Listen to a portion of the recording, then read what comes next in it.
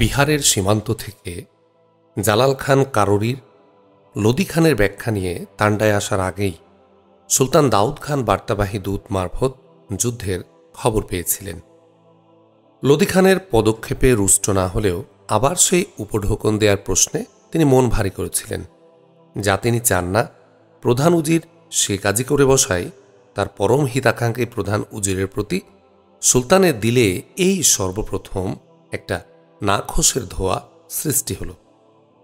ধোঁয়া দেখে ছুটে এলেন শ্রীহরি ও কতলু খান। পানির বদলে হাতে হাতে পাখা নিয়ে এলেন তারা। বাতাস দিয়ে ধোঁয়া থেকে আগুন জ্বালিয়ে তুলতে পারলে কিস্তিমাত। জালাল খান কারোরি ব্যাখ্যা নিয়ে এসে সুলতানের সামনে দাঁড়ালে সঙ্গে সঙ্গে ছুটে এলেন শ্রীহরি ও কতলু খান। কোনো কথা না বলে এসে তারা প্রথমে চুপচাপ বসে রইলেন আর বাতাস দেওয়ার মৌকা খুঁজতে লাগলেন। বাংলা মুলুককে বিপদমুক্ত রাখার প্রয়াসে লোদি খান সাহেব এই পদক্ষেপ নিয়েছেন বলে কারোরি সাহেব ব্যাখ্যা শুরু করলে নাখোশ অভিব্যক্তি নিয়ে তারা সুলতানের মুখের দিকে চেয়ে রইলেন। সুলতান দাউদ খান কারোরির কথার মাঝেই প্রশ্ন করলেন, লোদি খান সাহেব কেমন করে নিশ্চিত হলেন যে এই পদক্ষেপ নিলে বাঙ্গালা মুলুক বিপদমুক্ত হবে? কারোরি সাহেব সবিনয়ে বললেন, যতক্ষণ বিপদমুক্ত থাকে ততক্ষণ ভালো বোধে প্রধান উজির সাহেব এই পদক্ষেপ নিয়েছেন জনাব। ঠেলে ঠেলে বিপদটাকে সরিয়ে রাখাই তিনি কল্যাণকর মনে করেন। সুলতানেতে তুষ্ট হতে পারলেন না। তিনি সখেদে বললেন, উজির সাহেবের এ একটা মস্ত বড় বিমার, এতে যে আদৌ কোনো বিপদমুক্তি আসবে না এটা তিনি কিছুতেই বুঝতে চান না। জালাল খান কারোরি সমঝানোর চেষ্টা করে বললেন, যেভাবেই হোক দিল্লির এবারের হামলাটা তো প্রতিহত হলো জনাব, পরের চিন্তা পরেই করে দেখা যাবে। এর জবাবে সুলতান কিছুই বললেন না। তিনি মনমরা হয়ে বসে রইলেন। ফাঁক পেয়ে শ্রীহরি রায় উসখুস করে বললেন, এ কেবল বড়ি খাইয়ে বেদনাটাকে সাময়িকভাবে উপশম করে রাখা হলো কারোরি সাহেব, রোগের চিকিৎসা কিন্তু আদৌ এটা হলো না। প্রত্যুত্তরে কারোরি সাহেব বললেন, আপাতত উপশমটাও একটা চিকিৎসা বই কিরা সাহেব। কতলু খান হা হা করে বলে উঠলেন, মোটেই নয়, মোটেই নয়, ওটা কোনো চিকিৎসাই নয়। উপঢৌকন দিয়ে দুশ্মনদের ফিরিয়ে দেয়া মানেই নিজেদের দুর্বলতা দুশ্মনের কাছে তুলে ধরা আর পুনরায় হামলা করার জন্যে দুশ্মনকে উৎসাহিত করা। কারোরি সাহেব কি বলবেন ভাবতে লাগলেন। সুলতান ততক্ষণ মাথা তুলে বললেন, কি এমন ঘটল যার জন্য দুর্বলতা প্রকাশ করতে হলো? এই পদক্ষেপ না নিলে আমাদের তামাম ফৌজ নিশ্চিহ্ন হয়ে যাবে, এমন কোনো পরিস্থিতি কি পয়দা হয়েছিল? কারোরি সাহেব বললেন, না জনাব, তেমন কোনো পরিস্থিতি আদৌ পয়দা হয়নি। বরং জান বাজি রেখেও দিল্লির ফৌজ আমাদের ফৌজকে বিন্দু পরিমাণ পেছনে ঠেলতে পারেনি। তারাই বরং অনেকখানি পেছনে সরে গিয়েছিল। সেদিক দিয়ে আমাদের ফৌজ বাহাদুরির দাবি রাখে। সুলতান বিস্মিত হয়ে বললেন, তাহলে এই অবস্থায় লোদি খান সাহেব শান্তি প্রয়াসে গেলেন কেন? উজির সাহেব আগে যাননি জাহাপনা, মুনিম খান সাহেবই তাকে ডেকে নিয়ে সমঝোতায় বসেন, আর আমাদের উজির সাহেবও নানা দিক চিন্তাভাবনা করে এই সমঝোতায় বসেন। তাজ্জব, বিপর্যয় নেই, পরাজয় নেই, অথচ সমঝোতা। সার্বিক কল্যাণ চিন্তা করে উজির সাহেবে পদক্ষেপ নিয়েছেন জানাব। এর বেশি কারোরি সাহেব আর বলতে পারলেন না। সুলতানও এরপর আর কিছু বললেন না। কিছুক্ষণ চুপ করে থাকার পর সুলতান জালাল খান কারোরিকে বিদায় করে দিলেন। অন্যান্য আগন্তুকের সাথে বিদায় হল। রইলেন শুধু কতলু খান লোহানি ও শ্রীহরি। সুলতানকে একা পেয়েও কতলু খান বললেন, আমি বুঝতে পেরেছি জনাব, এই চাল মুনিম খানেরই। তিনি একজন মস্ত বড় ধড়িবাজ। সে তুলনায় আমাদের উজির সাহেব সহজ সরল মানুষ। নিজে আসন্ন পরাজয় উপলব্ধি করে মুনিম খান কায়দা করে আমাদের উজির সাহেবকে দিয়ে এই তেতো ওষুধ গিলিয়েছেন। আসলেই আমাদের উজির সাহেব বুড়ো হয়ে গেছেন, হুঁশবুদ্ধি কমে গেছে, প্রধান উজিরি করার মতো তার আর কোনো সামর্থ্য নেই। দাউদ খান কারোরি নাখোশ কণ্ঠে বললেন, তা না থাকুক, পাগল তো এখনো হননি। একজন তেতো ওষুধ গেলাতে চাইলেই উনি তা গিলবেন কেন? অসুখ যেখানে নেই, অর্থাৎ বিপদের আশঙ্কা যেখানে নেই, সেখানে ওই তেতো ওষুধ কেন উনি গিলবেন? শ্রীহরি রায় সঙ্গে সঙ্গে বললেন, কসুর মাফ হয় হুজুর, এর যথার্থ কারণটাই আমি অনুমান করতে পারছি বলে মনে হচ্ছে। সুলতান উদাস কণ্ঠে বললেন, অর্থাৎ? শ্রীহরি রায় বললেন, হুজুর, মুনিম খান সাহেব আমাদের প্রধান উজির সাহেবের অতি প্রিয় ব্যক্তি। দীর্ঘদিন প্রভু জ্ঞানে মুনিম খানের অশেষ মনোতুষ্টির কারণ হয়েছেন প্রধান উজির লোদী খান সাহেব। সে কারণে লোদী খান সাহেবের উপর মুনিম খানেরও অপরিসীম অনুকম্পা। জয় আমাদের সুনিশ্চিত হলেও উজির সাহেব কি মুনিম খানের বিপর্যয় ঘটাতে পারেন? শ্রীহরি রায়ের কথা সুলতানের চিন্তা সূত্রে ধাক্কা দিল। সুলতান আগ্রহ ভরে বললেন, রায় সাহেব, কথাটা শ্রুতিকটু কথা হুজুর, তদুপরি এটা আমার অনুমান। এসব অনুমানের কথা অবশ্য আমার না বলাই উচিত। সুলতানের আগ্রহটা লক্ষ্য করে বিনয়ের মাধ্যমে রায় সাহেব তার নিজের বিশ্বস্ততা আর বক্তব্যের গুরুত্ব বৃদ্ধি করতে চাইলেন। লক্ষ্য তার হাসিল হল। সুলতান তাকে উৎসাহ দিয়ে বললেন, না না, বলুন, আপনি অত্যন্ত বুদ্ধিমান ব্যক্তি, আপনার অনুমানের গুরুত্ব আছে অনেক। উজির সাহেব সেদে যখন এ লড়াইয়ে গেলেন, ফলাফলটা যে এমনই হবে তা আমি তখনই অনুমান করতে পেরেছি। কিন্তু কি করব হুজুর, আমি একজন অতিশয় নগণ্য ব্যক্তি, এ নিয়ে তো আগে আমি কথা বলতে পারি না। রায় সাহেব, মুনিম খান এ লড়াইয়ের সেনাপতি জেনেই উনি আগ্রহ করে গিয়েছেন। অন্য কেউ দিল্লির বাহিনীর প্রধান হলে কখনো তা যেতেন না, অন্তত এই আমার বিশ্বাস। কারণ বাংলার অন্য কোনো সালার গেলে মুনিম খান বিপদগ্রস্ত হতে পারেন ভেবেই উনি গিয়েছেন। উজির সাহেব বেঁচে থাকতে মুনিম খান বাংলার ফৌজের দ্বারা বিপদগ্রস্ত হন, এটা উনি চান না বলেই আমার ধারণা। সুলতান দাউদ খান বিস্মিত হয়ে বললেন, এতটাই ধারণা করেন আপনি? শ্রীহরি রায় সঙ্গে সঙ্গে কুর্নিশ করে বললেন, বাস্তবতা যতই থাক এর মধ্যে এটা আমার স্রেফ ওই ধারণাই হুজুর। হুজুরের অভয় পেয়ে আমি আমার ধারণাটা খোলাখুলি ব্যক্ত করে ফেলেছি। আমার গোস্তাখি মাফ হয়। শ্রীহরি রায় নীরব হলেন। সুলতান এতটা গ্রহণ করতে না পেরে শ্রীহরি রায়ের ধারণা সুলতানের অন্তরে গভীরে প্রবেশ করল এবং লোদী খান ও দাউদ খানের হৃদ্যতার মধ্যে একটা সুস্পষ্ট ফাটল ধরে গেল। প্রধান উজির লোদী খান সশয়নে পাটনায় রয়ে গেলেন। গুজার খান তার বাহিনী সহ তান্ডায় ফিরে এলেন। এরপরে ইতিহাস ভিন্ন দিকে মোড় নিল। দিল্লির বাদশার এলাকা গোরক্ষপুরে হঠাৎ বিদ্রোহ দেখা দেয়। মুনিম খান বিদ্রোহ দমনের কাজে সেদিকে ছুটলেন। ঠিক এই সময় আবার এ অঞ্চলে দিল্লির সালারদের মধ্যে প্রকট বিরোধ দেখা দেয়। দিল্লির সালারদের অনেকেই মুনিম খানের বিরুদ্ধে চলে গেলেন। এতে করে এ অঞ্চলে দিল্লির ফৌজের মধ্যে চরম বিশৃঙ্খলার সৃষ্টি হল। যথাসময়ে এ খবর তান্ডাতেও এলো। শ্রীহরি, কতলু এবং আরও কিছু মতলববাজদের উস্কানিতে সুলতান দাউদ খান কারওয়ানি এবার লোদী খানের বিশ্বস্ততা যাচাই করতে উদ্যোগী হলেন। লোদী খানকে বিপদগ্রস্ত করার উদ্দেশ্যে কুচক্রীরা সুলতানকে এই উৎসাহ দিলেন যে দিল্লির বাহিনীর এখন বড়ই দুঃসময়। দিল্লির সালার মুনিম খান এখন ভীষণভাবে বিপদগ্রস্ত। এই সুযোগে দিল্লির এলাকায় হানা দিলে মুনিম খান তথা দিল্লির বাহিনী আর তাল সামলাতে পারবে না। তারা বিপর্যস্ত হয়ে পড়বে এবং ঢিল মারলে যে পাটকেলটি খেতে হয় এ মর্মে তারা মস্ত বড় শিক্ষা লাভ করবে। এ প্রতিশোধমূলক পদক্ষেপ গ্রহণ করা হলে দিল্লির ফৌজ আর দুসরাবার বাঙ্গালামূলক আক্রমণ করার দুঃসাহস করবে না। এদের কথায় উৎসাহিত হয়ে সুলতান দাউদ খান গুজার খান কালাপাড়কে দিল্লির ঘাঁটি জৌনপুর আক্রমণ করার জন্য প্রেরণ করতে চাইলেন। কিন্তু যুক্তিদাতারা সুলতানকে বোঝালেন তান্ডা থেকে নতুন করে বাহিনী পাঠানো নিষ্প্রয়োজন, কারণ পাটনায় তো স্থায়ী ফৌজ আছেই। তার উপর লোদী খান সাহেব তার নিজস্ব ফৌজ নিয়ে ওখানেই অবস্থান করছেন। এ অভিযান পরিচালনা করার দায়িত্ব লোদী খানকেই দেয়া হোক। এতে করে লোদী খানের বিশ্বস্ততা যাচাই করা হবে। মুনিম খানের বিরুদ্ধে লড়াই করলে উনি কত নিষ্ঠার সাথে তা করতে আগ্রহী এই থেকেই সেটা প্রমাণ হবে। মুনিম খানের বিরুদ্ধে লড়াই করার ব্যাপারে লোদী খানের বিশ্বস্ততা নিয়ে সুলতান ইতোমধ্যে সন্দিহান হয়ে পড়েছিলেন। এদের কথায় সে বিশ্বস্ততা যাচাই করা স্পৃহা তার দুর্বার হয়ে উঠল। তিনি লোদী খানকেই দিল্লির শিবির জৌনপুর আক্রমণ করার জন্য পাঠালেন। তবে বাঙ্গালার বাহিনী যাতে করে সেখানে কোনো মুসিবতে না পড়ে সেদিক চিন্তা করে সুলতান দাউদ খান সালার কালাপাহাড়কে লোদি খানের সাহায্যার্থে সসৈন্যে প্রেরণ করলেন। দিল্লির ফৌজের বিরুদ্ধে সালার কালাপাহাড়ের আক্রোশ ছিল অপরিসীম। তারা হানা দিলে তাদের বিরুদ্ধে জান ছেড়ে দিয়ে লড়াইয়ে তিনি সততই তৈরি ছিলেন।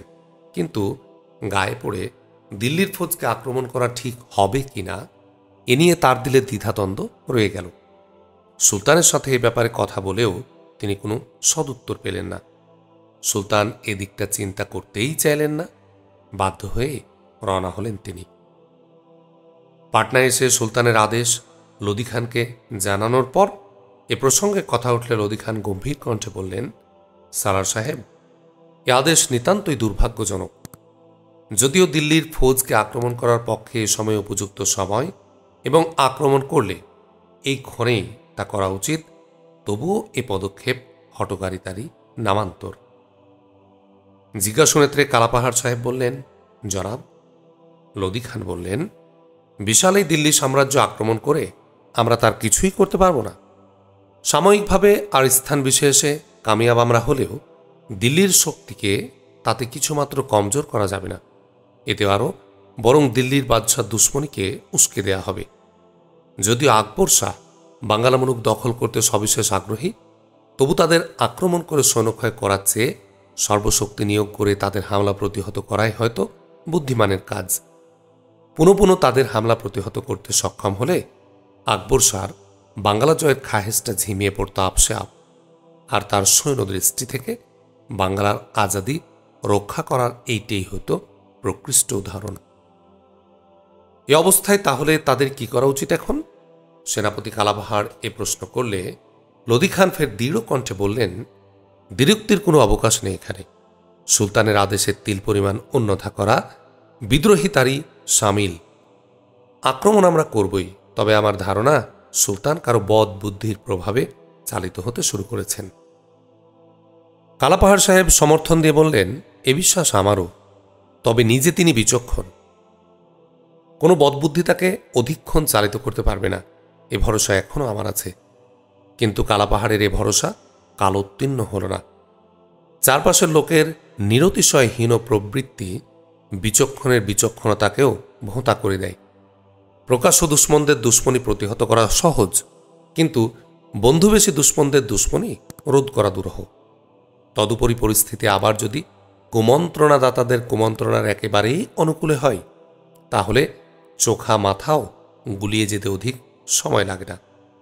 সবচেয়ে বড় কথা, মগজ যার যত ধারালয় হোক, মুকুট মাথায় উঠলে সে ধার তৎক্ষণাৎ অর্ধেকটা ঝরে যায়।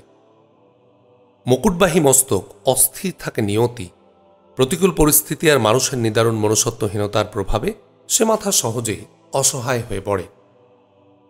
প্রশংসনীয়ভাবে বিচক্ষণ হওয়া সত্ত্বেও সুলতান দাউদ খান কাররানির বিচক্ষণতা ওইভাবে অসহায় হয়ে গেল। পরিস্থিতি আর কুমন্ত্রণা একসাথে মিলে তাকে বিপদগামী করল। কালাপাহাড় সহকারে প্রধান উজির লোদি খান অমিত পরাক্রমে জৌনপুর আক্রমণ করলেন। তাদের অসামান্য উদ্যম ও অসাধারণ রণকৌশলের সামনে জৌনপুরের দিল্লি বাহিনী বিধ্বস্ত হয়ে গেল। জৌনপুরের পতন আসন্ন হয়ে উঠলে দিল্লির সালার মুলিম খান দিল্লির পূর্বাঞ্চলীয় ফৌজের বিপুল এক অংশ নিয়ে এসে লোদি খানদের প্রতিরোধ করে দাঁড়ালেন। এতক্ষণে শুরু হল সত্যিকারের যুদ্ধ। প্রচণ্ড রণনিনাদে 10 দিক কম্পিত হয়ে উঠল, কিন্তু পক্ষাধিক কাল ধরে সমানে লড়েও মুনিম খান এবারও সুবিধা করতে পারলেন না। তিনি সন্ধি করতে বাধ্য হলেন।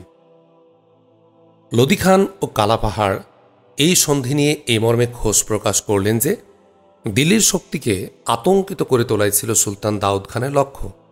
দিল্লি সাম্রাজ্য জয় করা নয়, বা সে বাতুলতাও সুলতান নিশ্চয়ই পোষণ করেন না। সুলতানের সে উদ্দেশ্য পূর্ণভাবে হাসিল হয়েছে। নতি স্বীকার করে দিল্লির সালারের এই সন্ধি স্থাপন দূত মারফত বাংলার সুলতান এবারও এই মর্মে অবহিত হলেন যে নিশ্চিত জয়ের মুখে প্রধান উজির লোদি খান মুনিম খানের সাথে পুনরায় সন্ধি স্থাপন করেছেন। শোনা মাত্রই সুলতান দাউদ খানের শরীরের তামাম রক্ত স্নো হয়ে উঠল। এই লড়াইয়ের নেতৃত্ব কালাপাহাড়কে না দিয়ে কেন তিনি লোদি খানকে দিলেন, এই আফসোসে সুলতান কাতর হয়ে পড়লেন। কুচক্রীরা হাজির হয়ে সুলতানের উষ্ণ রক্তে অগ্নিসংযোগ করল। কতলু খান আর শ্রীহরি রায়ের সাথে এবার গুজার খানও এলেন। শ্রীহরির ইঙ্গিতে কতলু খান এসে সুলতানকে জানালেন লোদি খানের লুকোচুরি ফাঁস হয়ে গেছে। তিনি বরাবর দিল্লির পক্ষে কাজ করে যাচ্ছেন এবং এক্ষণে মুনিম খানের সহায়তায় বাঙ্গালার তখতে লোদি খান তার ভাবি জামাতা মরহুম সুলতান তাজ খানের পুত্র ইউসুফকে প্রতিষ্ঠা করার ষড়যন্ত্র চূড়ান্ত করে ফেলেছেন। বারবার জয়ী হয়েও মুনিম খানের সাথে তার বারবার সন্ধি স্থাপন ওই বদ মতলবেরই আলামত। সুলতান গুজার খানের অভিমত জানতে চাইলে গুজার খান সাহেব বললেন, মুনিম খানের সাথে যে প্রধান উজির সাহেবের প্রগাঢ় হৃদ্যতা আছে, গতবার আমি তা সচক্ষে দেখে এসেছি জনাব, কিন্তু কোনো ষড়যন্ত্র আছেন তিনি আমার তো মনে হয়নি। কিন্তু এখন আর তো তা অবিশ্বাস করতেও পারছি না। সুলতান সবিস্ময়ে প্রশ্ন করলেন, কেন তা পারছেন না? জবাবে গুজার খান বললেন, লোদি খান সাহেবের ভাবি জামাতা ইউসুফ খানের আচরণের প্রেক্ষিতে এখনই ইউসুফ খান সাহেব অত্যন্ত উদ্ধত হয়ে উঠেছেন। তিনি আমাকে এই মর্মে শাসিয়েছেন যে অচিরেই তিনি বাঙ্গালার মসনদে উঠবেন এবং তার প্রতি আনুগত্য রেখে না চললে মসনদে উঠেই তিনি আমার বিরুদ্ধে কঠোর ব্যবস্থা গ্রহণ করবেন। অন্তরালে কোনো কারসাজি না থাকলে তখতে উঠার খোয়াব ইউসুফ খানের এতটা প্রবল হল কি করে? পরিস্থিতির পরিহাস নির্মম। ঠিক এই মুহূর্তে ইউসুফ খান কাররানি অবিমৃষ্যকারিতার বশে গুজার খান সহকারে আরও অনেকের সাথে সত্যি সত্যি দুর্ব্যবহার শুরু করেন। বাঙ্গালা মুলুকের তিনি যে ভবিষ্যৎ সুলতান, এ হুমকিও তিনি অনেকের প্রতি প্রদান করতে থাকেন। তবে তার ভাবি শ্বশুর লোদি খান সাহেবের ষড়যন্ত্রের মাধ্যমে তিনি সুলতান হবেন, বাস্তব ঘটনা তা নয়। তার সুলতান হওয়ার আশা পোষণের পেছনে এমন কোনো প্রসঙ্গই ছিল না। দাউদ খান কাররানির পরে তিনি ছাড়া এ বংশে মসনদের আর যোগ্য কোনো উত্তরাধিকারী নেই এবং তার বংশের সবাই তাকে এখন থেকে ভাবি সুলতান ভাবেন, সেই মোতাবেক সম্বোধন সমীহ করেন। এই জোশে নির্বোধ ইউসুফ খান গরম হয়ে ওঠেন এবং এই জটিল মুহূর্তে গুজার খানের মতো একজন পরাক্রমশালী সালারের সাথেও দুর্ব্যবহার করে বসেন। ইউসুফ খানের এই দুর্মতি এই হুকুমতের চরম বিপর্যয় ডেকে আনল। আরও অনেকের কাছে সুলতান ইউসুফ খানের এই ঔদ্ধত্যের প্রমাণ পাওয়ায় তার দিলের তামাম দ্বিধা দূরীভূত হল। তিনি হুঙ্কার দিয়ে উঠলেন এবং গুজার খানকে বললেন, সৈন্যবাহিনী প্রস্তুত করুন খান সাহেব, ওই বৃদ্ধ বেঈমান লোদি খানকে শায়েস্তা করতে আমি নিজে যাব সীমান্তে। লোদি খানকে কয়েদ করা চাই। অতঃপর সেনাপতি গুজার খান কতলু খান শ্রীহরিকে সঙ্গে নিয়ে সুলতান দাউদ খান কাররানি বিহারের পশ্চিম সীমান্তে সসৈন্যে রওনা হলেন। খবর শুনে চমকে উঠলেন লোদি খান। সুলতান দাউদ খান রওনা হওয়ার পরে আবার আচরকভাবে নিহত হলেন লোদি খানের ভাবি জামাতা ইউসুফ খান। এ খবরও লোদি খান সঙ্গে সঙ্গেই পেলেন। এ সংবাদ পাওয়া মাত্রই ওই শান্ত ধীর লোকটিও বাঘের মতো গর্জে উঠলেন। প্রতিকারের প্রয়োজনে তিনি মুনিম খানের সাহায্য প্রার্থনা করলেন। মুনিম খানও তার সাহায্যার্থে সসৈন্যে এগিয়ে এলেন। প্রধান উজির লোদি খান এবার দাউদ খানের উদ্দেশ্যে তলোয়ার খুলে দাঁড়ালেন এবং তার সাথে যোগ দিয়ে এ অবিচার ও ষড়যন্ত্রের প্রতিকার করার জন্যে তিনি সালার কালাপাহাড়ের প্রতি আহ্বান জানালেন। কালাপাহাড় সাহেব পড়ে গেলেন মুসিবতে। নিতান্তই একটা ভুল বুঝাবুঝির কারণে এই চরম অনর্থ ঘটেছে তা তিনি বুঝতে পারলেন। তাই লোদি খানের আহ্বানের জবাবে তিনি লোদি খানকে জানালেন, সুলতান দাউদ খানের বিরুদ্ধে তলোয়ার ধারণ করা তার পক্ষে কোনো ক্রমেই সম্ভব নয়। আর যে কাজটি পারুন তিনি, এ কাজটি প্রাণান্তেও পারবেন না। তবে প্রধান উজিরের না উম্মিদ হওয়ার কারণ নেই। স্রেফ একটা ভ্রান্তির উপর সব কিছু ঘটেছে। তলোয়ার হাতে না দাঁড়িয়ে আগের মতো স্নেহ নিয়ে গিয়ে সুলতানের সামনে দাঁড়ালে এবং সুলতানকে সব কিছু বুঝিয়ে বললে সব ভ্রান্তি দূর হবে। লোদি খান কিছুটা শান্ত হলেন। ক্রোধের বশে যত যাই তিনি ভাবুন, দাউদ খানের প্রতি তার দরদ ছিল অপরিসীম। তাই ক্ষিপ্ত মানুষের সামনে অস্ত্র রেখে শুধুমাত্র হৃদয় নিয়ে দাঁড়াতে যাওয়া সমীচীন হবে কিনা লোদি খান সাহেব এ প্রশ্ন তুললে কালাপাহাড় সাহেব বললেন, আপনি এখানে আপাতত অপেক্ষা করুন, আমি গিয়ে পথিমধ্যে সুলতানকে সব কিছু বুঝিয়ে শান্ত করি। এরপর আপনি আসুন। কালাপাহাড় সাহেব তখনই সুলতানের তালাশের তান্ডার দিকে ছুটলেন, কিন্তু নসিবের নির্মমতা তখনও শেষ হয়নি। সুলতান দাউদ খান যে পথে এগোচ্ছিলেন, কালাপাহাড় সাহেব তার উল্টো পথ ধরে তান্ডার দিকে অগ্রসর হলেন। ফলে সুলতানের সাথে সাক্ষাৎ তার ঘটল না। সুলতান সশয়নে বিহারের সীমান্তে এসে ছাউনি ফেললেন এবং লোদি খানকে আত্মসমর্পণ করার জন্য আহ্বান করলেন। লোদি খানও সরল চিত্তে এ আহ্বানে সাড়া দিতে নিরস্ত্রভাবে সুলতানের ছাউনির দিকে রওনা হলেন। কুচক্রীদের চক্রান্তের শাখা প্রশাখা অনেক, বিবেক বা লাজও তাদের নেই। তাই কখন তারা কোন পথে হাঁটবে হদিশ করে সাধ্যকার। সুলতানের আহ্বান শুনে কতলু খানেরা বুঝতে পারল লোদি খান নির্ঘাত এ আহ্বানে সাড়া দিতে আসবেন। লোদি খান সামনে এসে দাঁড়ালে সুলতান গলে যাবেন, তাদের সব চক্রান্ত ব্যর্থ হয়ে যাবে। কানে মোচড় পড়ল মেড়ার। মেড়ার প্রধান উজির হওয়া আর হল না। কতলু খান তৎক্ষণাৎ সোজা হয়ে দাঁড়ালেন। তখনই তিনি ছুটে গিয়ে তার একদল বিশ্বস্ত সেপাইকে গোপনে ছাউনির বাইরে বের করে দিলেন এবং লোদি খানের আগমন পথে অবস্থান নিতে বললেন। কতলু খানের অভিলাষ পূর্ণ হল। যে লোদি খানের হস্তক্ষেপে কতলু খান একদিন নিশ্চিত মওত থেকে রেহাই পেলেন, সে লোদি খানেরই প্রাণ নিলেন কতলু খান। অতিমধ্যে কতলু খানের সেপাইরা অতর্কিতে চড়াও হয়ে লোদি খানকে বন্দী করল এবং তৎপরেই তাকে হত্যা করে তার লাশ পথের মাঝে ফেলে রেখে চলে গেল। সুলতানের ছাউনিতে গুজব রটে গেল, অতীত আক্রোশের বদলা নিতে কে বা অন্য কোনো দিল্লির আততায়ী লোদি খানকে পথের মাঝে হত্যা করে রেখে গেছে। মুনিম খানের আশ্রয় থেকে বেরিয়ে অর্ধেক পথ এগোতে তিনি পারেননি। লোদি খানের লাশ পথ থেকে কুড়িয়ে সুলতান দাউদ খানের সামনে এনে রাখা হল। পিতৃতুল্য লোদি খানের লাশের উপর নজর পড়তে জ্ঞান হারিয়ে গড়িয়ে পড়লেন বাংলার সুলতান দাউদ খানকার রানী। তান্ডায় এসে কালাপাহাড়ের মাধ্যমে সমুদয় তথ্য জেনে সুলতান দাউদ খানকার রানী লোদি খানের স্মরণে একটানা কয়েকদিন হাহুতাশ করে কাটালেন। তাকে অহেতুক উত্তেজিত করে তোলার কারণে তার সব রাগ কতলু খান, গুজার খান ও শ্রীহরির উপর পড়ল। এসব কিছুর পেছনে এদেরই হাত আছে, এটাও তিনি অনেকখানি অনুমান করতে পারলেন। কিন্তু এখন তিনি অসহায়। লোদি খানের অপমৃত্যুতে বাংলার ফৌজের মধ্যে বিরাট এক ভাঙ্গন ধরে গেল। এদের অর্ধেকটারই আস্থা তিনি হারিয়ে ফেললেন। ওদিকে আবার দিল্লির ফৌজ মার মার রবে বিহারের অভ্যন্তরে ঢুকে পড়তে শুরু করেছে। এই মুহূর্তে তাদের বিরুদ্ধে কঠোর ব্যবস্থা গ্রহণ করলে এক কালাপাহাড় আর সিকান্দর উজবেকেরা ছাড়া সুলতানের পক্ষে আর তেমন কেউ থাকে না। দিল্লির হামলা প্রতিহত করতে হলে বাংলার ফৌজের মধ্যে এখন ঐক্য বজায় রাখা একেবারেই অপরিহার্য। তদুপরি সুলতান ও কালাপাহাড় সাহেব গভীরভাবে বিবেচনা করে দেখলেন, লোদি খানের বিরুদ্ধে ব্যক্তিগত আক্রোশ ছাড়া এই চক্রান্তকারীরা দিল্লির শক্তিকে প্রতিহত করার ব্যাপারে কোনো দ্বিমত পোষণ করে না। এ ব্যাপারে সবাই তারা আন্তরিকভাবে আগ্রহী। সুতরাং অনেকখানি অনুমান করতে পারলেও ষড়যন্ত্রকারীদের বিরুদ্ধে সুলতান কোনো পদক্ষেপ নিতে পারলেন না। গায়ের জ্বালা গায়েই তিনি মেটালেন। ঢিল মারলে পাটকেলটি খেতে হয়, এমন ঘটনা হরহামেশাই ঘটে। কিন্তু শক্তি থাকলে ওই পাটকেল খাওয়া ব্যক্তিও যে আবার পাহাড়টাই তুলে নিয়ে ছুটে আসে, এ ঘটনাও বিরল নয়। সন্ধির শর্ত অমান্য করা আর লোদি খানের গুপ্ত হত্যার খবর পাওয়া মাত্রই মুনিম খান অতিশয় ক্ষিপ্ত হয়ে উঠলেন। সুলাইমান কাররানের বাঙ্গালার প্রতি তার সমস্ত অনুকম্পা উবে গেল।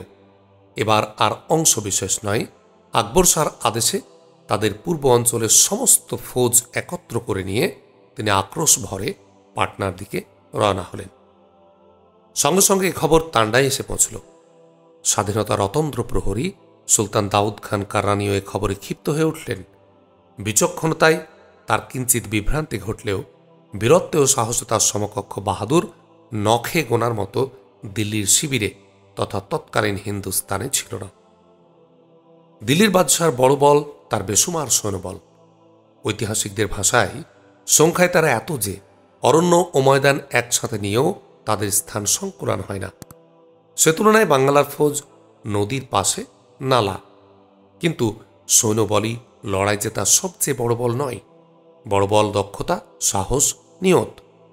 নিয়ত তো ছিলই, দক্ষতা আর সাহসও বাংলার ফৌজ উল্লেখের দাবি। ওই বেসুমার দিল্লির ফৌজের এই মুখোমুখি মোকাবেলার অক্তে যদি সালতানাতের দায়িত্ব আগলে নিয়ে আজ সুলাইমান খান কাররানি বা বাইজিদ খান কাররানি তান্ডার তখতে থাকতেন, সালতানাতের চিন্তাভাবনা মাথা মগজে না রেখে স্রেফ সালার হয়ে যদি দাউদ খান কাররানি কালাপাহাড়ের সাথে ময়দানে নামতে পারতেন, আর যদি জুনায়েদ খানও দাঁড়িয়ে যেতেন গুজার খানের পাশে, তাহলে বলার অপেক্ষা রাখে না। পয়লা সংঘাতে আকবর শাহকে তার বাংলা জয়ের খাহেজটা ওই বেসুমার সেপাইদের রক্ত স্রোতে ভাসিয়ে দিয়ে ফিরে যেতে হতো। পূব অঞ্চলে পা বাড়াবার সাহস আর তার দ্বিতীয়বার হতো না। কিন্তু সৌভাগ্যের যে সংযোগ বাঙ্গালা মুলুকের আসমানে ইতোমধ্যে অস্তমিত হয়ে গেছে, দাউদ খান কাররানির জন্যে সে মৌকা আর নেই। এখন তিনি সুলতান, সালতানাতের দায়িত্বের কাছে, আর সেই স্বার্থে হাজার জনের হাজার উপদেশ বিবেচনা করে দেখার কাছে মন মাথা বন্ধক দিয়ে রেখে স্রেফ হাতের জোরে তাকে এখন তলোয়ার চালনা করতে হয়। হাতের সাথে মন মাথা এক করতে পারবেন না। নিবেদিত সৈনিকের মতো শহীদ হওয়ার নিশ্চিত জোশ নিয়ে দুশ্মনের ডেরায় ঢুকে ডেরা তাদের তছনছ করতে পারবেন না। এহেন অবস্থার প্রেক্ষিতেও অদম্য বীর দাউদ খান মুনিম খানের এ মরম কামড়ের শুনে তিল পরিমাণ হতোদ্দাম হলেন না। সিংহের মতো গর্জে উঠে তৎক্ষণাৎ তিনিও লড়াইয়ের হাঁক দিলেন। অনুমান তার মিথ্যে নয়। দিল্লির ফৌজের মোকাবিলার ডাক শুনে কালাপাহাড়ের পাশাপাশি মুক্ত তলোয়ার হাতে নিয়ে দুর্মদ বেগে ছুটে এলেন গুজার খান, কতলু খান এবং তাদের সমমনা সালার সেনা। শ্রীহরি রায়ও ছুটে আসতে অধিক বিলম্ব করলেন না। রাজধানীর নিরাপত্তা নিশ্চিত করে রেখে সুলতান দাউদ খান কাররানি তার দুর্ধর্ষ সালার ফৌজদার এবং মস্ত বড় সৈন্যদল সহকারে দুরন্ত বেগে পাটনার দিকে ধাবিত হলেন। দিল্লির ফৌজ ইতোমধ্যে সীমান্ত পার হয়ে পাটনার নিকটবর্তী হয়েছিলেন। সুলতান দাউদ খান সসৈন্যে এসে পাটনার দুর্গে অবস্থান নিলেন এবং পাটনার দুর্গকে কেন্দ্র করে দিল্লির ফৌজের বিরুদ্ধে দুর্বার প্রতিরোধ গড়ে তুললেন।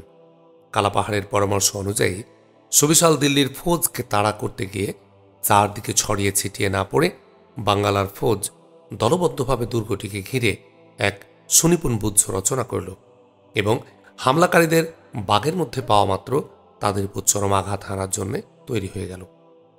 কালাপাহাড় ও দাউদ খানের দক্ষ পরিকল্পনায় তৈরি এই প্রতিরোধ বুদ্ধ পরিচালনায় বিভিন্ন স্থানে দাঁড়িয়ে গেলেন দাউদ খান, কালাপাহাড়, গুজার খান, সিকান্দর উজবেক প্রমুখ দুর্ধর্ষ লড়াইয়ারা।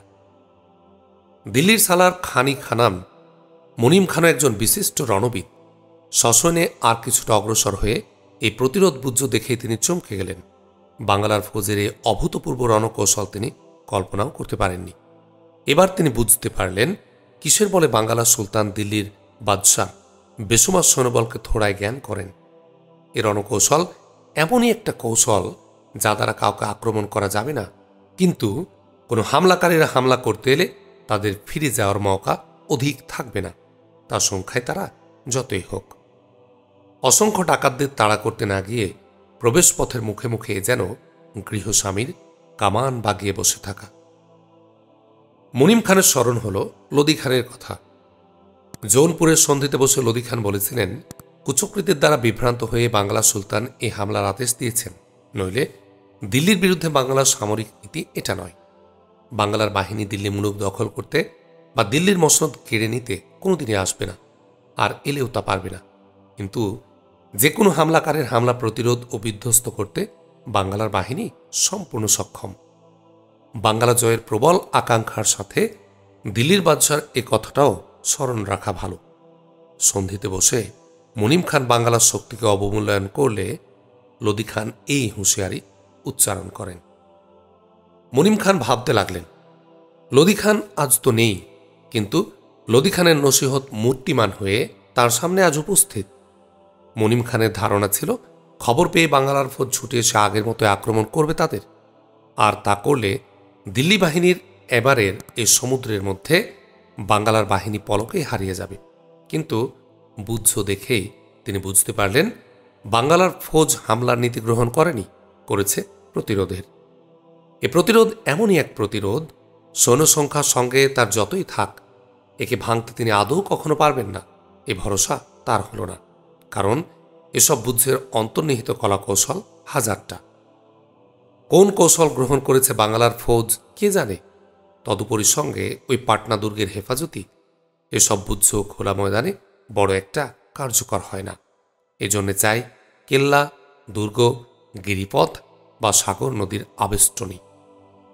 মুনিম খান আরও বুঝলেন, এ পদ্ধতি গ্রহণ করায় বাঙ্গালার ফৌজের উদ্বেগ নেই, কারণ তারা দিল্লি মুলুক জয় করতে আসেনি, তারা হামলা করতে আসবে না। দুশ্চিন্তা দিল্লির ফৌজের, কারণ তারা বাঙ্গালা মুলুক জয় করতে এসেছে, তাদের হামলা করতেই হবে। এ প্রতিরোধ এড়িয়ে যে ভিন্ন পথে তারা বাঙ্গালার দিকে এগোবেন, এ মূর্খামিও মুনিম খান কখনো করতে পারেন না।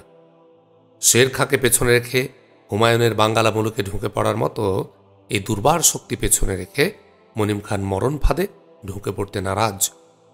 সামনে আছে রাজধানীর তান্ডার বাহিনী, পেছনে এই লড়াকু দল। কোনো দুর্গম স্থানে ঢুকিয়ে নিয়ে দুই দিক থেকে চেপে ধরলে দিল্লির মুখ আর তারা কেউ দেখবেন না। ফলে আক্রমণ করা ছাড়া আর গত্যন্তর নেই দেখে মুনিম খান তার বাহিনী নিয়ে সবিক্রমে চড়াও হলেন বাঙ্গালার এই বুদ্ধের উপর। চড়াও হওয়ার অল্পক্ষণ পরেই তিনি সবিশেষ উপলব্ধি করলেন, ধারণা তার নির্ভুল। এ বুদ্ধ কোনো মামুলি বুদ্ধ নয়, এটি একটি পাহাড়ের প্রাচীর। এ কৌশল একেবারে অভিনব। দুর্বার বেগে ছুটে গিয়ে তার কাতার কাতার সেপাইরা ওই পাহাড়ের সাথে টক্কর খেয়ে একই বেগে পুনরায় পিছন দিকে ছিটকে আসতে লাগল এবং মরণ আঘাত বুকে নিয়ে এসে তৎক্ষণাৎ ভুলুণ্ঠিত হতে লাগল। কেউ আবার ছিটকেও আসতে পারল না, ওখানে গড়িয়ে পড়ে প্রাণ দিতে লাগল। দেখতে দেখতে মুনিম খানের সামনে তার সেপাদের স্তূপীকৃত লাশই আর এক প্রতিরোধ প্রাচীর তৈরি করে ফেলল। কয়েকদিন একটানা এই প্রক্রিয়ায় অসংখ্য সৈন্য ডালি দিয়ে মুনিম খান পিছিয়ে এসে ছাউনি গেড়ে বসলেন এবং পাটনার দুর্গ অবরোধ করে রইলেন। দিন কেটে যেতে লাগল। পাটনার ফৌজ রইল নিরাপদ পাটনার দুর্গের আশ্রয়ে, আর দিল্লির বাহিনী বসে রইল নীল আসমানের নিচে। কিন্তু ওই নীল আসমানের নিচে ফৌজ নিয়ে মুনিম খানের জনমভর বসে থাকলে চলবে না, বাংলার বুদ্ধ ভাঙতেই হবে তাকে। মাঝে মাঝে মুনিম খান ওই একইভাবে এসে বুদ্ধের উপর হামলা চালাতে লাগলেন এবং ওই একইভাবে বিপুল সংখ্যক দিল্লির সেপাই কোরবানি দিয়ে হতাশ হয়ে ফিরে আসতে লাগলেন। অবস্থান ও পদ্ধতি গুণে দিল্লির বাদশার 100 জন সৈন্যক্ষয়ের কাছে বাঙ্গালার ফৌজের 2-5 জনের অধিক সৈন্যক্ষয় হল না। দিনের পর আর দিন নয়, এ অবস্থায় গড়িয়ে চলল মাসের পর মাস।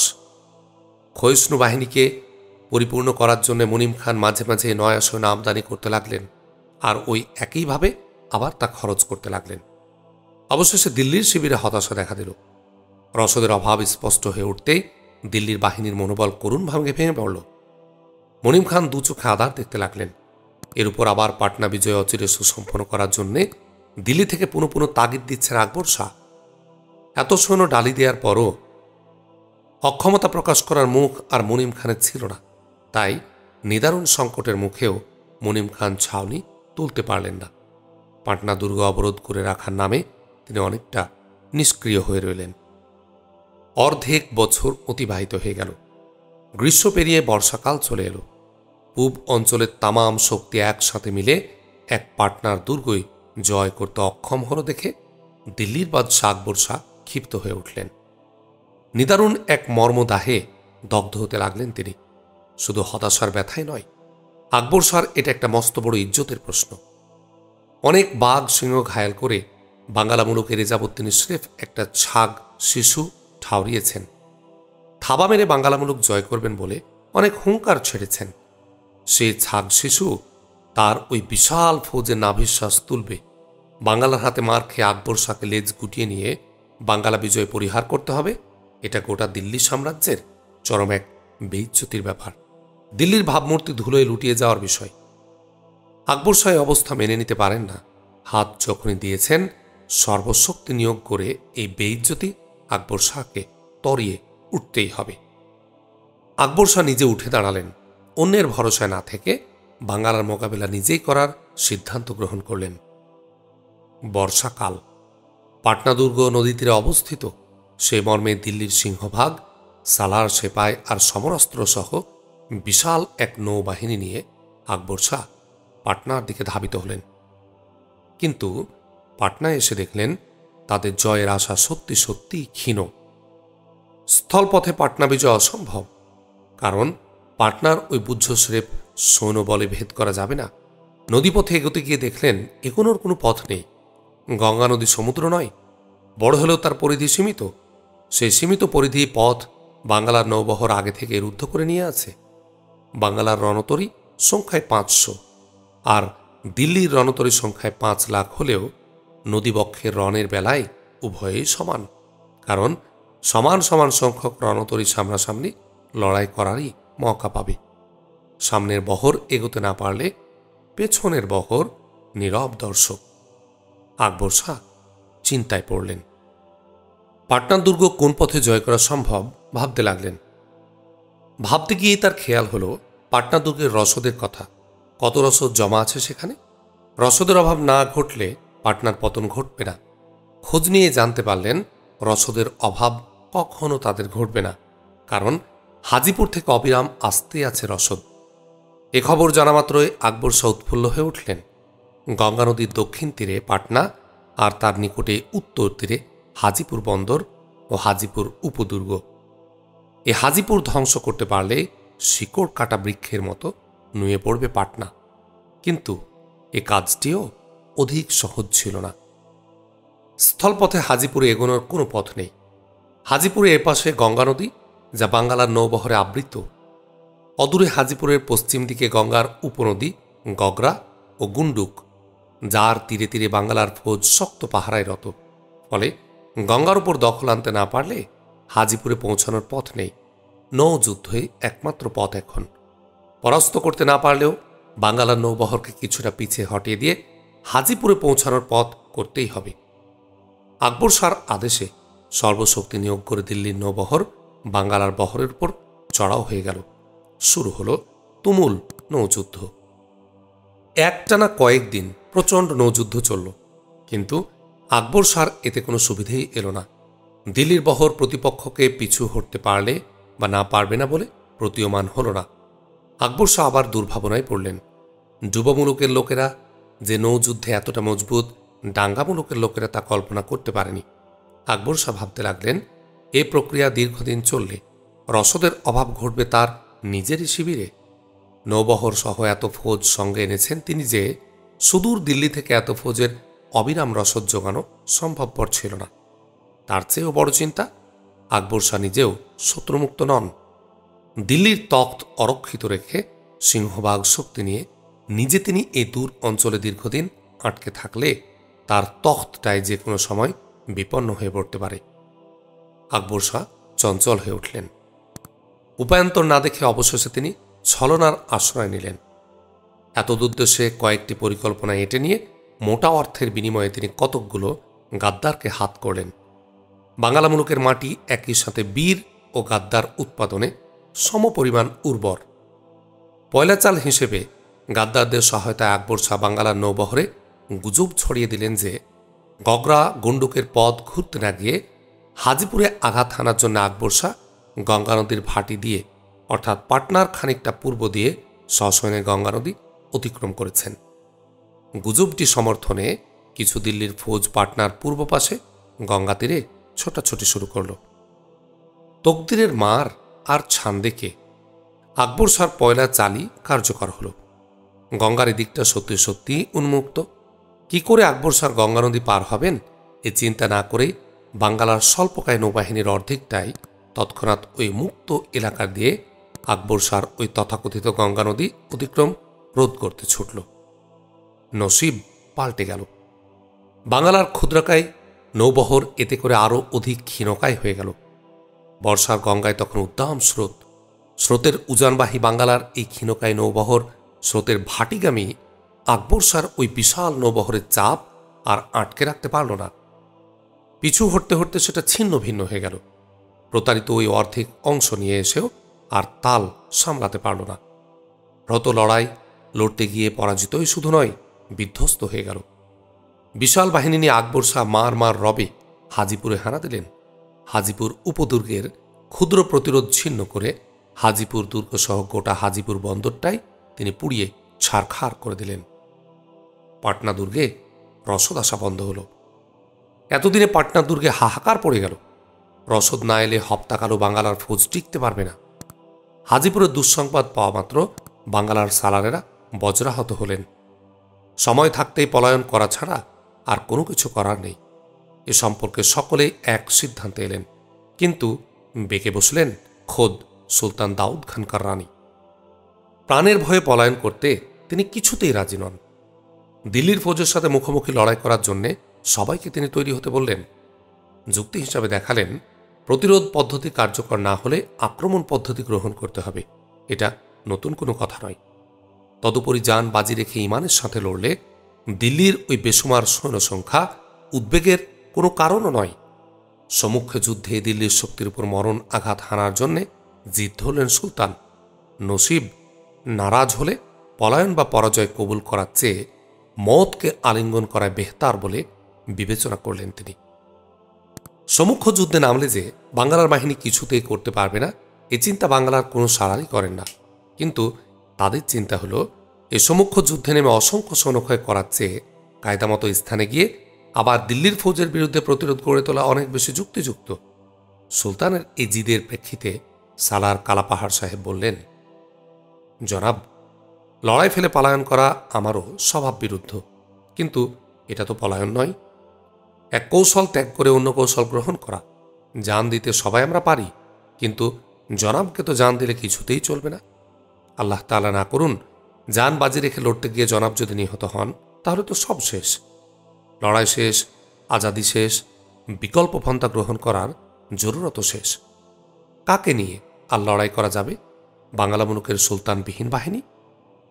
এর উপর আর কোনো যুক্তি নেই। দাউদ খান স্রেফ সালার নন, তিনি বাংলা মুলুকের সুলতান। তাকে মরলে চলবে না, তাকে বেঁচে থেকে সব আক্রমণ প্রতিহত করতে হবে, সব লড়াই করতে হবে, সব লড়াই লড়তে হবে, এবং তাকে বেঁচে থেকে সব লড়াই বাঁচিয়েও রাখতে হবে। সুলতান ভেবে দেখলেন, মসনদ আগলে নিয়ে তিনি আজ তান্ডায় থাকলে তার সালারেরা জান বাজি রেখে লড়ে শহীদ গাজী যা হবার কিছু একটা হতে পারতেন। কিন্তু নিজে তিনি এ লড়াইয়ে সম্পৃক্ত। সবাইকে রেখে লড়াই ফেলে একা তার পালিয়ে যাওয়া সম্ভব নয়, আদৌ রুচিসম্মতও নয়। আর একা সেই পালিয়ে যাওয়াটা নিরাপদও নয় মোটেই। দুঃসহ বেদনার বুকে নিয়ে সুলতান দাউদ খান রাজি হলেন। তিনি বুঝতে পারলেন পাটনার পতনের সাথে বিহার মুলুক চলে গেল এবং বাংলার ভাগ্য অনিশ্চিত হয়ে গেল। এখন বিভিন্ন স্থানে খণ্ড লড়াই লড়েই বাংলার আজাদি রক্ষা করার কোশেশ করা ছাড়া আর কোনো উপায়ান্তর নেই। সামনে আছে প্রতিরোধের একমাত্র স্থান তেলিয়াগড় গিরিপথ। বিহার তো গেলই, তেলিয়াগড়ে দিল্লির ফৌজকে আটকাতে না পারলে রাজধানী তান্ডাও তাদের দখলে চলে যাবে। তান্ডা গেলে তার শক্তির উৎস খতম। সব সম্পদ দিল্লির দখলে গেলে তার আর লড়াইয়ের তাকতই থাকবে না। দাউদ খান সজাগ হয়ে উঠলেন। পাটনার দুর্গ ত্যাগ করার আগে পাটনার তামাম সম্পদ হেফাজত করতেই হবে তাকে। দুর্ভাগ্যজনক পরিস্থিতিতে তান্ডার সম্পদে হেফাজত করতে হবে। দিল্লির ফৌজ শহর বন্দর দখল করে করুক, বাংলার বিশাল ধন সম্পদ কিছুতেই তাদের হাতে পড়তে দেয়া যাবে না। তিনি কোষাধ্যক্ষ শ্রীহরি রায়কে আহ্বান করলেন। কালাপাহাড় ও অন্যান্য শুভাকাঙ্ক্ষীদের দ্বিধাদ্বন্দ্বের মুখে পাটনা তথা বিহারের নগদ ধন সম্পদ নৌকা বোঝাই করে নিয়ে সুলতান শ্রীহরি রায়কে বাঙ্গালায় গিয়ে নিরাপদ স্থানে অপেক্ষা করতে বললেন এবং পরবর্তীতে সুলতান যেখানে থাকেন সেখানে গিয়ে সুলতানের সাথে মিলিত হওয়ার নির্দেশ দিলেন। পাটনার তাবৎ ধন সম্পদ নৌকা বোঝাই করে নিয়ে শ্রীহরি রায় তার বিশ্বস্ত লোকজন সহ রাত্রির অন্ধকারে গঙ্গাপথে যাত্রা করলেন। রাত্রির অন্ধকারে সালার সেপাই সহকারে সুলতান দাউদ খান কাররানিও পাটনার দুর্গ ত্যাগ করে স্থলপথে তেলিয়াগড় গিরিপথকে লক্ষ্য করে ছুটলেন। সন্ধান পেয়ে আকবর শাহ পাটনার দুর্গ শূন্য দখল করলেন এবং বাংলার ফৌজকে ধাওয়া করতে বেরোলেন। বর্ষাকালে রাস্তাঘাট কর্দমাক্ত থাকার দরুন বাংলার বেশ কিছু হাতি ঘোড়া আকবর শাহ হস্তগত হল। বাংলার ফৌজকে ধাওয়া করে আকবর শাহ দারিয়াপুর তক এলেন এবং অরক্ষিত রাজধানী ও মসনদের কথা চিন্তা করে ওখান থেকে ঘুরে তিনি দিল্লিতে ফেরত গেলেন। যাবার আগে তিনি বাংলার ফৌজকে ধাওয়া করার এবং বাংলা বিজয় সম্পন্ন করার দায়িত্ব মুনিম খানের উপর ন্যস্ত করলেন। মুনিম খানকে সহায়তা করার জন্যে তিনি তার অন্যতম সালার রাজা টোডরমলকে সসৈন্যে রেখে গেলেন। বাংলার প্রবেশদ্বার তেলিয়াগড় গিরিপথে পৌঁছে সুলতান দাউদ খান কাররানি সালার সেপাই নিয়ে পাটনার মতো আবার ওই একইভাবে বুদ্ধ রচনা করলেন এবং দিল্লি ফৌজের গতিরোধ করে দাঁড়ালেন। মনিম খান ও টোডরমল সসৈন্যে এসে পুনরায় ওই একইভাবে ঠেকে গেলেন। আবার তাদের সামনে সেই বুদ্ধ, সে মরণ ফাঁদ। বাংলা মনকে প্রবেশ করার দুসরা কোনো রাহা নেই। বিশেষ করে বাংলার রাজধানীর নাগাল পাওয়ার এই তেলিয়াগড়ই একমাত্র পথ। দুসরা পথের সন্ধান তারা জানেন না। আবার মনিম খান ছাউনি গেড়ে বসে ও একইভাবে সৈন্য ডালি দিতে লাগলেন। রসদ তার ফুরিয়ে আসতে লাগল। এত দূরে রসদের যোগান দিল্লি থেকে পাওয়ার আশা ক্ষীণ। দিল্লির ফৌজের সামনে তেলিয়াগড় গিরিপথ হারাম হয়ে গেল। অথচ বাংলা মনকে যেভাবে হোক প্রবেশ তাদের করতেই হবে। শশনে প্রাণ দিতেও মনিম খান রাজি। বাংলা জয়ে ব্যর্থ হয়ে দিল্লিতে তার ফিরে যাওয়া চলবে না। ব্যর্থ হয়ে ফিরে গেলে যে দিগদারিতে পড়তে হবে তাকে, তা মৃত্যুর চেয়েও করুন। সুতরাং পথ চাই। আসমান দিয়ে হলেও বাংলায় ঢোকার পথ একটা পেতেই হবে তাকে। কিছু ফৌজ আগে ঢুকে টান্ডার উপর চড়াও না হলে বা এই তেলিয়াগড় গিরিপথের পেছনের মুখ আগলে না দাঁড়ালে বাংলার ফৌজ তেলিয়াগড় ছাড়বে না। রাজা টোডরমলকে নিয়ে মনিম খান পরামর্শে বসলেন। বাংলা মুলুকে প্রবেশ করার বিকল্প পথ আছে কিনা, বা প্রবেশ করার অন্য কোনো হুনর হিকমত জানালো কেউ আছে কিনা। টোডরমলকে মনিম খান এমন লোকের তালাশ করতে বললেন। পদস্থ লোক ছাড়া এমন খবর, এমন হিকমত সাধারণ লোকের রাখার কথা নয়। এজন্যে রাজনীতির সাথে সম্পৃক্ত লোক চাই। রাজা টোডরমল অমুসলমান। কোনো মুসলমান পদস্থ লোক এসব সন্ধান তাকে নাও দিতে পারেন ভেবে টোডরমল বুদ্ধি করে তার স্বজাতীয় রাজা, জমিদার চারপাশে যারা ছিলেন তাদের আহ্বান করলেন। খড়গপুর রাজ সংগ্রাম সিংহ, গিধোর রাজ পুরনমল এবং অন্যান্য যে সমস্ত রাজা জমিদার এ কয়দিন আগেও সুলতান দাউদ খানের অস্তে যান কোরবান করার তরতাজা ওয়াদাসহ হারঘড়ি তার স্তুতি গিয়ে বেড়ালেন, সেই দাউদ খানের বিপর্যয় শুরু হতে না হতেই তারা সুর পাল্টিয়ে ফেললেন। স্বজাতীয় দিল্লির সালার টোডরমলের আহ্বান পাওয়া মাত্রই তারা দিল্লির বাদশার প্রতি আনুগত্য জ্ঞাপন করে দিল্লির বাদশার জন্য আবার যান কোরবান করার বুলন্দ ওয়াদা পেশ করলেন। টোডরমলের ক্ষীণ একটা সন্দেহ ছিল, তার আহ্বানে হয়তোবা কেউ সাড়া দেবেন না। হাজার হোক, দীর্ঘদিন বাংলার সুলতানের নুন খেয়েছেন তারা। নুনের তো দক আছে একটা। তাদের এই স্বতঃস্ফূর্ত সাড়াতে তাই টোডরমল অত্যন্ত প্রীত হলেন এবং সবাইকে স্বাগত জানিয়ে বললেন, আপনাদের এই সুবুদ্ধি আর আন্তরিকতার পরিচয় পেয়ে আমি অত্যন্ত খুশি হয়েছি। দিল্লির বাদশার যথাযথ অনুকম্পা সবাই আপনারা পাবেন। তবে এক্ষণে যে জন্য আপনাদের আমি ডেকেছি আর যা করতে পারলে দিল্লির বাদশার আরও অনেক বেশি সুনজর পাবেন সবাই, তা হল তেলিয়াগড়ের ওই অবরুদ্ধ গিরিপথ ছাড়া বাংলা মুলুকে প্রবেশ করার দ্বিতীয় কোনো পথ আপনাদের জানা আছে কিনা, আর না থাকলে এই পথে প্রবেশ করার আর কোনো রকম কায়দা কৌশল আপনারা কেউ বাতলে দিতে পারেন কিনা বলুন। এই কাজটি করতে পারলে আপনাদের রাজ্য ও জমিদারি বাদশাহকে বলে আমি লাখেরাজ করে দেব। বাংলার মুসলমান শাসনের ঘটনাপঞ্জির মাঝে আর যেখানে যত গড়মিলই থাকুক, এক জায়গায় মিল আছে প্রকট। বাংলার প্রতিটি বিপর্যয়ের মূলে আছে একটানা গাদ্দারি। অমুসলমানদের সাথে কিছু নামকাওয়াস্তে মুসলমানদের সীমাহীন গাদ্দারি ও ষড়যন্ত্র বাংলার স্বাধীনতা সার্বভৌমত্বকে বারবার বিপর্যস্ত করেছে। দুরবস্থায় ফেলেছে বাংলার মুসলমানকে। মুসলমান শাসন উচ্ছেদ করাই এ বিশ্বাসঘাতকতার মূল উদ্দেশ্য। তবে ব্যক্তিগত স্বার্থ আর ফায়দা হাসিলের লক্ষ্যেও কিছু লোক বিশ্বাসঘাতকতা করে। সুলতান দাউদ খান কাররানের আমলের বিশ্বাসঘাতকতারা এই পরের পর্যায়ের বিশ্বাসঘাতক ও গাদ্দার। ব্যক্তি স্বার্থ হাসিলে এরা বিবেক ও ইমান সহ স্বাধীনতা বিকিয়ে দেয়া লোক। স্বার্থের লোভে গাদ্দারি ওই হাজিপুরের নৌযুদ্ধে শুরু হয়, অতপর চলতেই থাকে এর জের। টোডরমলের কথার জবাবে খড়গপুর রাজ সংগ্রাম সিং শশব্যস্তে বললেন, আছে কর্তা আছে, বাংলা মুলুকে প্রবেশ করার বিকল্প পথ আছে।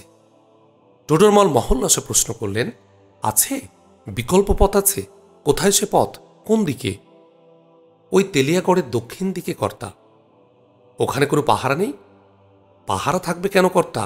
ওটা তো আসলে পথ নয়, ওখানেও পাহাড়, তবে অনেকটা নিচু আর ভেঙে ধসে যাওয়া। চেষ্টা করলে ওখান দিয়ে যাওয়া যায়। তাই নাকি? আগে হাঁ কর্তা। টান্ডার ওমরাদের সাথে শিকারে এসে আমরা এই পথের খোঁজ পেয়েছি।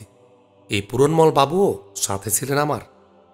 আচ্ছা, স্থানীয় এই জমিদার বাবুরাও জানলে কেউ কেউ জানতে পারেন, নইলে বেশি লোক এর খবরও রাখে না।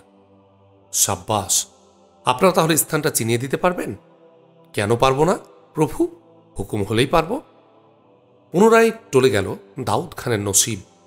পরম বিশ্বস্ত বলে যেসব রাজা জমিদার এ যাবৎ বাঙ্গালা সুলতানের অশেষ অনুকম্পা ভোগ করে এসেছেন, তারাই নেচে নেচে দিল্লির ফৌজকে গোপন পথ দেখিয়ে দিলেন। দিল্লির ফৌজের বিপুল এক অংশ ওই পথে ঢুকে তান্ডার দিকে ধাবিত হতে লাগল। খবর পেয়ে চমকে উঠলেন দাউদ খান।